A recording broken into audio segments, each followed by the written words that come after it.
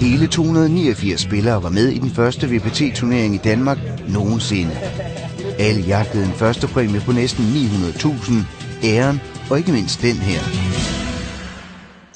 Turneringen, der var blevet til i samarbejde med Danske Spil, blev afviklet lige her på Casino Munkebjerg. It's great. It's a new experience. It's an exciting experience. Trust me, I was not expecting so many players. I'm so happy. Et bar inde på godt 11.000 tiltrak mange danske klubber hyggespillere.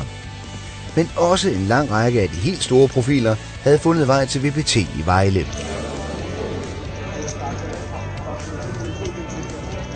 Efter 4 dage ved filten var feltet barberet ned til de sidste 6.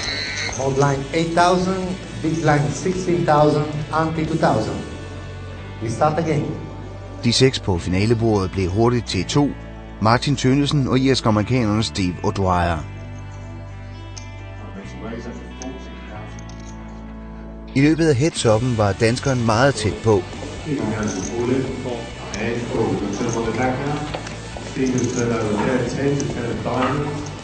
Men Steve O'Dwyer endte med det største smil på læben og titlen som den første WPT-champion i Danmark nogensinde. This time I really wanted to close out the tournament and go home with this beautiful trophy here. It's just a great feeling. I really enjoyed playing here in Vejle.